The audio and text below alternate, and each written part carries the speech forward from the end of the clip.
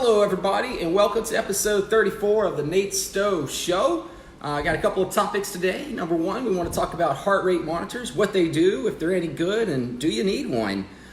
Next up, watched that new Quentin Tarantino movie a few days ago, Once Upon a Time in Hollywood, and as part of that, I'd actually been rewatching a lot of Quentin Tarantino movies, and thought I might as well review those, right? And finally, another golf lesson as applied to fitness, and just keeping the goal. So we'll dive into that. But let's start with these heart rate monitors.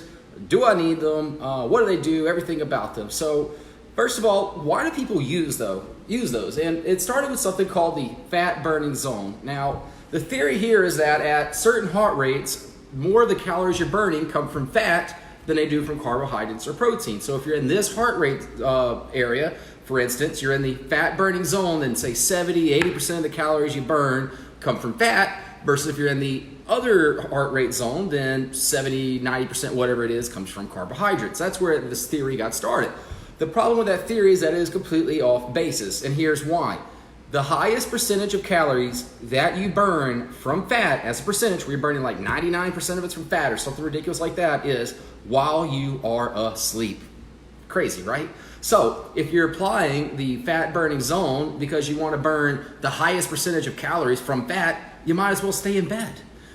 So what's more important is the total calories you burn. So let's go back to that example. Let's say that I'm burning 90% of my calories from fat, and because I'm sleeping or I'm in the fat burning zone, I burn 100 calories. So 90 calories came from fat. Now I could run much faster and say I burn 10% of my calories from fat, but 90 of them came from carbohydrates, but I burned 2,000 calories because I was really burning a lot of calories.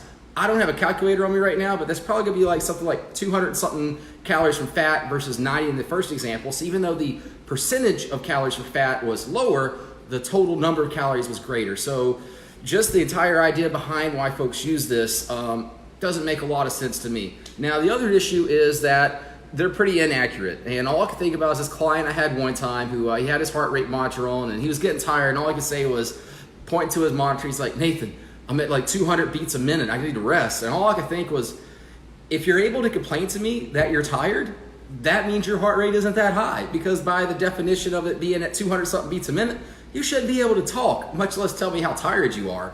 So what's a whole lot simpler, what's a lot easier? We just use the talk test.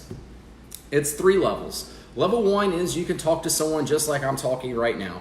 Normal conversation, normal breath, normal cadence.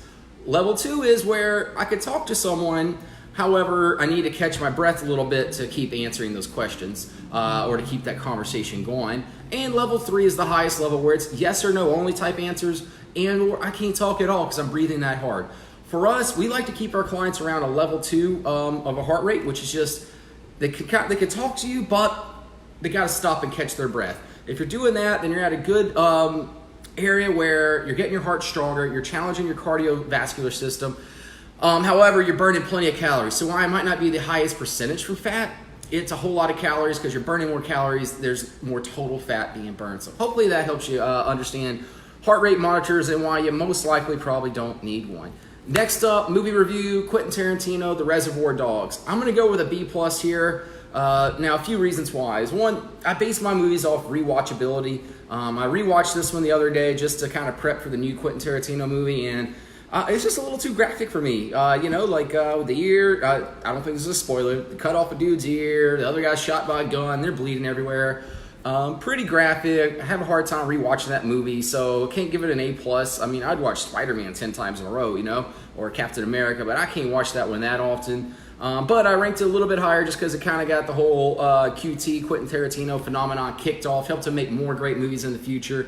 I know it's going to be in a lot of people's top 5, top 10 movies, and I could see why. But for me, it's just a little too graphic to watch often, over and over, so B+. Finally, golf lesson is applied to fitness, and that is the goal is to keep the goal. Too often we shift the goal post. So for example, for me, my goal is to get leaner. It's to get in better shape. And golf is just something to help support that goal. It's just so I could walk around carrying the golf clubs, and we talked about that level 2 heart rate. I mean, I get my heart rate up a little bit when I'm climbing up a hill like this, carrying my golf club. So the goal is to get leaner, and golfing is there to support the goal. I'm going to walk around the course and burn some calories. Now, I have one client who wants to become a professional golfer. So for them, golfing and getting better at it is the goal, and fitness is there to support the goal. So in these two scenarios, we're going to get to it, is I had the choice of either lifting weights or going to play golf or practice. I chose to lift weights.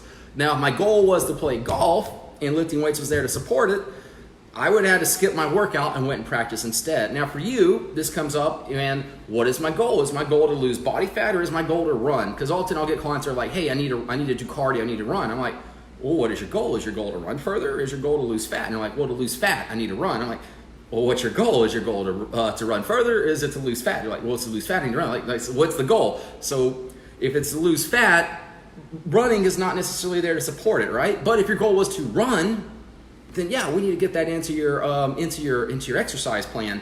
But realize that these aren't the same thing. So just remember what the goal is, and then choose the activities that you're going to do to support that goal. That's it, y'all. It's a Friday afternoon. About to go out, play another round of golf here, playing a full 18. I've only been doing 9 holes recently, so I'm about to do my first 18. So pretty excited about that. I'll let y'all know how it goes on Monday.